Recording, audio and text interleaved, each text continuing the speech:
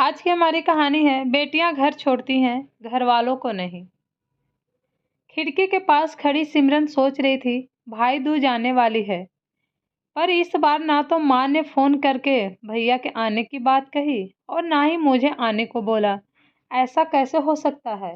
हे भगवान, बस ठीक हो सब कुछ। अपनी सास से बोली, माँ जी, मुझे बहुत डर लग रहा है। पता नहीं क्या हो गया, मुझे कैसे भूल गए इस बार। सास ने इजाजत देते हुए कहा, कोई बात नहीं बेटा, तुम एक बार खुद जाकर देखो। सास की आज्ञा मिलने भर की देरी थी कि सिमरन अपने पति साथ मायके आ पहुंची। परंतु इस बार घर के अंदर कदम रखते ही उसे सब कुछ बदला सा महसूस हुआ।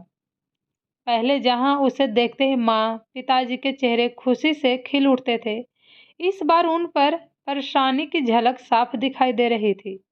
पहले भाभी उसे देखते ही दौड़ी चली आती और प्यार से गले लगा लेती थी, पर इस बार दूर से ही एक हल्की सी मुस्कान दे डाली। भैया भी ज्यादा खुश नहीं दिखे। सिमरन ने जैसे तैसे एक रात बिताई, परंतु अगले दिन जैसे उसके पति उसे मायके छोड़ वापस गए, उसने अपनी माँ से बात की। तब उन्होंने बताया, इस बार कोरोना के चलते भैया का काम बिल्कुल बंद हो गया।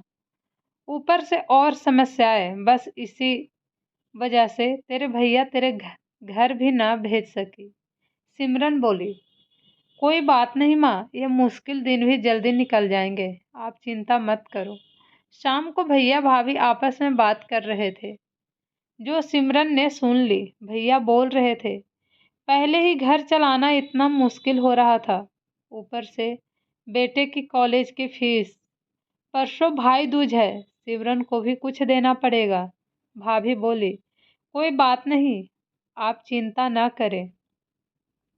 मेरी चूड़ियां बहुत पुरानी हो गई हैं, इन्हें बेचकर जो पैसे आएंगे उससे सिमरन दीदी को त्योहार भी दे देंगे और कॉलेज की फीस भी भर देंगे। सिमरन को यह सब सुनकर बहुत बुरा लगा। भैया भाभी ये क्या बात कर रहे हैं? क्या मैं यहाँ उनको तंग करके कुछ लेने के लिए ही आ जाती हूँ? वह अपने कमरे में आ गई। तभी उसे याद आया कि शादी से कुछ पहले जब वह नौकरी करती थी, तो उसने अब बड़े शौक से अपनी पहली तनख्वाह लाकर पापा को दी थी। तब पापा ने कहा था, ये पैसे अपने पास ही रख ले बेटा, मुश्किल वक्त में काम आएंगे।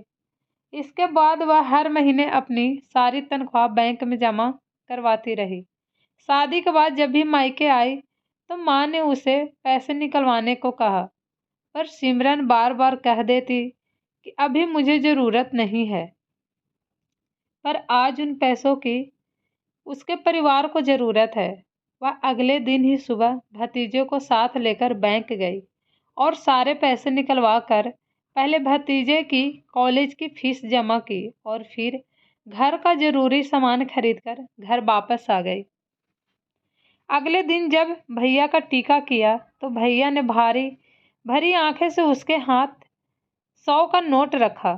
सिमरन मना करने लगी तो भैया बोले, ये तो शगुन है पगली, मना मत करना। सिमरन बोली, भैया, बेटियां मायके शगुन के नाम पर कुछ लेने नहीं, बल्कि अपने माँ बाप की अच्छी सेहत की कामना करने भैया भाभी को माँ बाप की सेवा करते देख ढेरों दुआएं देने और बड़े होते भतीजे भतीजियों की नज़र उतारने आती हैं।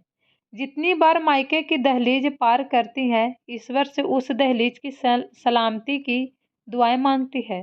जब मुझे देख माँ पापा के चेहरे पर रौनक आ जाती है, भाभी दौड़कर गले लगाती हैं, आप लड़ाते हो, मुझे मेरा शगुन मिल जाता है।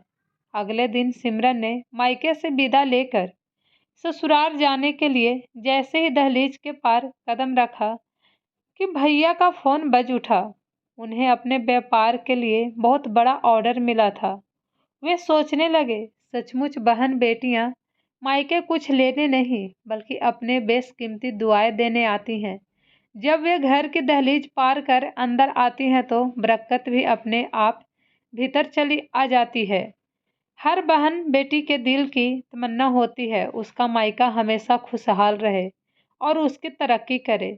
मायके की खुशहाली देख उसके अंदर एक अलग ही ताकत भर जाती है, जिससे उसके अपने जीवन में पेश आने वाली मुश्किलों का वो डटकर सामना कर पाती हैं।